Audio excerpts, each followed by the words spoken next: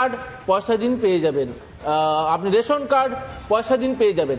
এইবারে এই সব কটা যখন জালি কার্ড তৈরি হয়ে যাচ্ছে একটা ব্যক্তির, সে গিয়ে কি করছে, পাসপোর্ট অ্যাপ্লাই করে দিচ্ছে। এবার পাসপোর্ট অ্যাপ্লাই যখন করছে, পুলিশ ভেরিফিকেশন হচ্ছে সব থেকে বড় ইম্পর্টেন্ট জিনিস।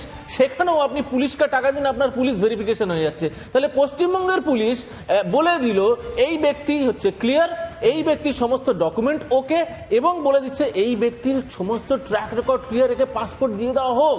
যখন ক্রস বর্ডার নিয়ে প্রশ্ন হয়, আমার সব থেকে বড় প্রশ্ন এটাই ওঠে যে তাহলে এই ব্যক্তি পাসপোর্ট পাচ্ছে কি করে, এই ব্যক্তির পুলিশ ভেরিফিকেশন করছে কোন পুলিশ? পশ্চিমবঙ্গ পুলিশ। কি করে দিচ্ছে তাকে গ্রিন সিগন্যাল?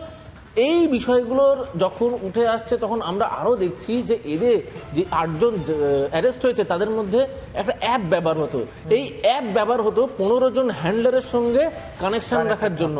এরা কানেক্ট রাখতো পাকিস্তান এবং বাংলাদেশের বিভিন্ন জায়গার বিভিন্ন মানুষদের সঙ্গে, এবং টাকা আসতো দুবাই থেকে। তার মানে এতগুলো জিনিস, এতগুলো ঘটনা যখন দৈনন্দিন ঘটে যাচ্ছে, ইন্টেলিজেন্স জানতো না, পুলিশ প্রশাসন জানতো না যে আমি কাকে পুলিশ ভেরিফিকেশন করে অ্যালাউ করছি। তার মানে এটা আরো একটা জিনিস ভয়ঙ্কর বলে দিই, সেটা হচ্ছে এখন দেখা যাচ্ছে এর মধ্যে একজন ভোটার। আজকে কেন আমরা বলছি যে এই জঙ্গিরাই কিন্তু আমাদের এই গণতন্ত্রের আমরা উৎসব বলি, ভোট ইলেকশন বলি, সেইখানে এদের ভোটাধিকার চলে আসছে, এরা ভোট করছে, এরা ভোটটাকে ম্যানিপুলেট করছে। তৃণমূল এদেরকে সেফ হাউস করে দিয়েছে। এই জায়গাটাতে জয়বাবু প্রশ্ন কিশলয় যে বাংলা কেন সেফ করিডোর হবে? বাংলা তো মানে কাশ্মীর থেকে জঙ্গিরা এসে ভাববে যে কাশ্মীরে ধরা পড়ে যাব, কাশ্মীরে থাকবো না, বাংলায় যাই। বাংলাদেশ থেকে আসবে বাংলায়, কাশ্মীর থেকে আসবে বাংলায়। আমি ঝন্টু বাবুর কাছে যাওয়ার আগে একবার একটা বাইট শোনাবো। সেই ভোটার কার্ডেরও ছবি আমরা দেখাচ্ছিলাম, যে ভোটার কার্ডে দেখা যাচ্ছে যে জঙ্গিরা, আরো একবার যদি দেখানো যায় সেই ছবিটা দ্রুত একবার, জঙ্গিরা ভোটার কার্ড বানাচ্ছে। মোহাম্মদ সাব শেখ সে ভোটার কার্ড বানিয়ে ভোট দিতে যাচ্ছে। জঙ্গি, বাবুন, জঙ্গি ভোট দিতে যাচ্ছে। এবং ঠিকানা হচ্ছে নওদা। নওদা কোথায়? ঠিক মুর্শিদাবাদ। ঠিক, এবং সেখানে একটাও জঙ্গি নেই গতকাল বলেছেন। ঠিক আছে, আমরা শোনাবো স্নেহাশিস চক্রবর্তী, পরিবহন মন্ত্রী। তাকে জিজ্ঞেস করা হয়েছিল বাংলায় এত কেন জঙ্গি, তিনি কি বলেছেন শুনবো। বাংলাতেই বাংলার যে পুলিশ আছে, এসটিএফ, তারাই কিন্তু এই জঙ্গিদের ধরছে, পাকড়াও করছে। ফলে এখানকার পুলিশ প্রশাসন যথেষ্ট সচেতন আছে। বাংলায় যারাই যে জঙ্গি বা যারা দুষ্কৃতীরা আসুক, তারা এখানে খুব একটা পার পাবে না। এবং এখানে ধরা পড়ছে বলেই আজকে আপনারা জানতে পারছেন যে এখানে একজন জঙ্গি ছিল। আর ভারতবর্ষে অন্যান্য কোন রাজ্যে ধরা পড়ছে না বলে সেখানে কোনো জঙ্গি আশ্রয় নেয়নি, এটা আমরা বলবো কেমন করে? মধুকল্পিতা বেশ ভালো কথা বললেন। উনি বলেন ধরা পড়লো বলেই, বলছেন স্নেহাশিস চক্রবর্তী খুব গুরুত্বপূর্ণ কথা বলছে, ধরা পড়লো বলে তো আপনারা জানতে পারলেন জঙ্গি ছিল, ধরা না পড়লে কি করে জানতে পারতেন? একদম, ধরা না পড়লে কি করে জানা যেত? কিন্তু ধরাটা কখন পড়লো? একেবারে ভোটার কার্ডটা তৈরি করে নেওয়ার পর। এসটিএফ রাজ্য পুলিশের ধরেছে। আচ্ছা আচ্ছা, তাহলে এই ভোটার কার্ডটা কি করে তৈরি হলো ঝন্টু বাবু? না, আমি বলছি স্নেহাশিস বাবুরা ইচ্ছাকৃতভাবে এই কথাগুলো বলেন। এসটিএফ কে ইনফরমেশন কারা দিল সেটা আপনি জানেন, প্রথম কথা। দ্বিতীয় কথা, এই যে ছোট ছোট মডিউল তৈরি হচ্ছে, আমি বারবার বলছি, যাদেরকে বলা হয় লোন উলফ, যাদের উদ্দেশ্য লোন উলফ, আত্মঘাতী হামলা। আমি স্নেহাশিস বাবুর উদ্দেশ্যে বলছি যে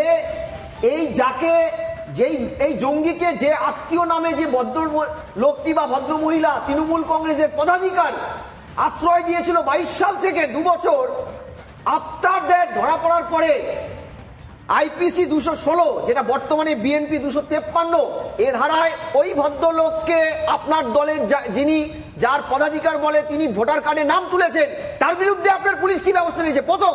দ্বিতীয়, কেন্দ্র সরকার সিমির প্রতিষ্ঠাতা আহমেদ হাসান ইমরান, তাকে বারবার মুখ্যমন্ত্রী বা তৃণমূলের উদ্দেশ্যে বলেছিল তাকে সংসদে পাঠাবেন না, তাকে সংসদে পাঠিয়েছিল কিন্তু সিমি, ভারতবর্ষের সবচাইতে ভয়ানক জঙ্গি গোষ্ঠী, যার সাথে জামাত, আল কায়দার সরাসরি যোগাযোগ নেটওয়ার্ক। বাংলাদেশের এই যে আশরাফুল্লাহ বি টিম, এটার প্রতিষ্ঠাতা ছিল ওয়েস্ট বেঙ্গলের যিনি হাসান ইমরান, তাকে মুখ্যমন্ত্রী নিজে দায়িত্ব নিয়ে সংসদ হিসেবে পাঠিয়েছিল রাজ্যসভায়। তোমরা জানো কি এটা হচ্ছে তৃণমূলের অ্যাটিটিউড টুয়ার্ডস দ্য টেররিস্ট। তাহলে সে রাজ্য কেন সেফেস্ট হাউস হবে না? মানে জঙ্গিদের শুধু ভোটার কার্ড করে দিচ্ছে নয়, রাজ্যসভায় পাঠাচ্ছে, এমনটা আশ্রয় বলছে। দিচ্ছে। এই জন্য হাসিনা একটা সময় বলেছিল খাগড়াগড় বিস্ফোরণের পরে যখন জঙ্গি যোগ ধরা পড়েছিল বাংলাদেশে, ভারতের উদ্দেশ্যে বলেছিল যে আমরা জঙ্গিদের মারছি আর আপনার দেশের একটি প্রদেশ ওয়েস্ট বেঙ্গল আমাদের এখান কাকাতারের বেড়া পার করে যাওয়া জঙ্গিদের আশ্রয় দিয়ে দুধে ভাতে মানুষ করছে। হাসিনা সরকার বলেছিল এই কথাটা তৃণমূল কংগ্রেসের উদ্দেশ্যে। ঝন্টুদা একটু থাকুন। জয়বাবু, এটা কিন্তু প্রশ্ন আসবে, তৃণমূলও বলছে যে অনুপ্রবেশ হোক, জঙ্গি ডিটেকশন হোক কিংবা পাসপোর্ট তৈরি হোক, প্রত্যেকটা কেন্দ্রের বিষয়, কেন্দ্রের ফেলিও। একদম আমি জানি এই জিনিসটা তৃণমূল এটা বারবার বলে থাকে, একটু বলে দিই, সেটা হচ্ছে যখন বর্ডারের জন্য ফেন্সিং এর জন্য কেন্দ্র সরকার বারবার জমি চায় তখন পশ্চিমবঙ্গ সরকার দিতে পারে না, দেবে না, সেইটাও তো বলতে হবে। আজকে বলবেন পাসপোর্ট, আমি আবার বলছি যে পাসপোর্টের জন্য যে ডকুমেন্টগুলো লাগে সেটা আধার হোক ভোটার হোক, সেইটা তো এখানে পয়সা দিয়ে পাওয়া যায়। আর আপনি বলছেন পাসপোর্ট, পুলিশ ভেরিফিকেশন যতক্ষণ না হবে ততক্ষণ ওই পাসপোর্ট পাবে কি করে? পুলিশটা কার? পুলিশটা হচ্ছে পশ্চিমবঙ্গ পুলিশের, মমতা পুলিশ। সে বলছে, সে ভেরিফাই করে দিচ্ছে এই জঙ্গি, একে পাসপোর্ট দেওয়া হোক, তখন গিয়ে পাসপোর্ট দপ্তর দিচ্ছে। পাসপোর্ট দপ্তর তো পশ্চিমবঙ্গ পুলিশের ভেরিফিকেশনের উপর নির্ভরশীল। আরো একটা বলে দিই ভয়ঙ্কর বিষয়, সেটা হচ্ছে ভোটার কার্ডের কথা হচ্ছে। এই জঙ্গিগুলোর একাধিক ভোটার কার্ড আছে, কয়েকজনের দুটো, কয়েকজনের তিনটে করে ভোটার কার্ড বিভিন্ন বিধানসভায়, যাতে একই লোকের নামে দুটো তিনটে বিধানসভায় ভোট পড়ে যায়। জয়বাবু, না প্রশ্ন হচ্ছে কেন্দ্রের ইন্টেলিজেন্স কি করছে? যদি এতগুলো জঙ্গি বসে থাকে পশ্চিমবঙ্গে, কেন্দ্রের ইন্টেলিজেন্সের উচিত বা কেন্দ্রীয় সরকারের উচিত এই মুহূর্তে দেখা, ইতিমধ্যে দ্রুত ব্যবস্থা নেওয়া। ভোটার কার্ডও তো কেন্দ্র তৈরি করছে, করে দেবে তৃণমূল বলছে, কেন্দ্র তৈরি করছে। দেখুন এখনো পর্যন্ত ভোটার কার্ড কেন্দ্র সরকার তৈরি করছে না, ভোটার কার্ডের বিষয়টা পুরোপুরি রাজ্য সরকারের কাছে আছে। এবং আমি ক্লিয়ার দাবি করছি এই পুরো ভোটার যে ব্যাংক, ভোটার যে কার্ড, এর পুরো একটা চরম সংশোধন দরকার পশ্চিমবঙ্গে, না হলে এই জিনিস ঘটতে থাকবে। না হলে আপনার বুথে গিয়ে জঙ্গিরা ভোট দেবে, আপনার ভোট কোনো কাজে লাগবে দেবে, আমার বুথে গিয়ে জঙ্গিরা ভোট দিয়ে ফেলেছে, জঙ্গিরা ফেলেছে, একদম তাই। শুধু দিয়ে ফেলেছে না, আরো একটা বিষয় বলি যে এদেরকে সেফ হাউস বা আমরা সেফ কাস্টাডি পশ্চিমবঙ্গে কেন বলছি, সেফ করিডোর কেন বলছি, পশ্চিমবঙ্গের মন্ত্রী সে বলছে যে এই মুসলিমদের কিভাবে এখানে রাখা যেতে পারে, তাদের কিভাবে এখানে বিস্তার করা যেতে পারে। সিদ্দিকুল্লাহ চৌধুরী থেকে শুরু করে হুমায়ুন কবির থেকে শুরু করে তারা যে মন্তব্য দেয়, তখনই আমরা দেখি তৃণমূলের যারা সুপ্রিমো আছে তারা কিন্তু মুখ খোলে। আমাদের সময় একদম শেষের দিকে, ঝন্টু বাবু কিছু বলতে।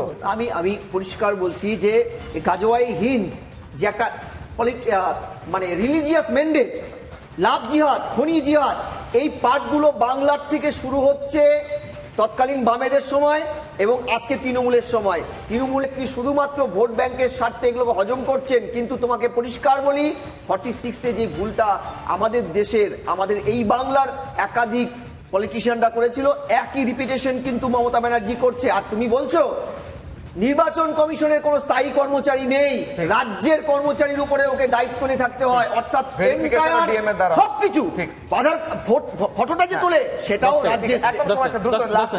এখানে এত কিছুর পরে একটাই জিনিস মনে আসছে, তৃণমূল যখন বলছে দুয়ারে সরকার, এখন যেন মনে হচ্ছে দুয়ারে জঙ্গি। মানে কত কিছু দুয়ারে আমরা শুনে নিলাম, এবারে দুয়ারে জঙ্গিটাও শুনতে হচ্ছে কিশোর। এটা কি বাংলার কাছে লজ্জার নয়? বাড়ির পাশে বাড়ি ভাড়া নিয়ে রয়েছে জঙ্গিরা, এসে শাল বিক্রি করছে কিংবা আমার পাশে বসে আছে, ভাবার তো সময় এসেছে একদমই। এবং ভাবার সময়টা শুধুমাত্র নয়, এই মুহূর্তে মনে হয় পশ্চিমবঙ্গের মানুষজন তাদের নিরাপত্তা নিয়ে সব থেকে বেশি চিন্তিত। কেননা দিনের পর দিন যেভাবে রাজ্যের পরিস্থিতি দাঁড়াচ্ছে, যেভাবে রাজ্যের বিভিন্ন প্রান্ত থেকে জঙ্গিরা গ্রেফতার হচ্ছে, এবং একেবারে জঙ্গিরা গ্রেফতার হচ্ছে বললেও ভুল হবে কিশোরায়, জঙ্গিরা যেখানে থাকছে, যেখানে ঘাঁটি কাটছে, সেখান থেকে একেবারে ঢিল ছোড়া দূরত্বে থানা, পুলিশ স্টেশন, কিন্তু পুলিশ কিছুই জানে না, পুলিশ কিছুই জানতো না। এটাই তো রাজ্যের অবস্থা। আজকের মতো চারটার খবর আমাদেরকে এখানেই শেষ করতে হবে কিশোরায়, তাই তো? বেশ, একেবারে। আমি অতিথিদের ধন্যবাদ জানাবো, তারই সঙ্গে সঙ্গে ফিরে আসছি ছোট্ট বিরতির পর। দেখতে থাকুন।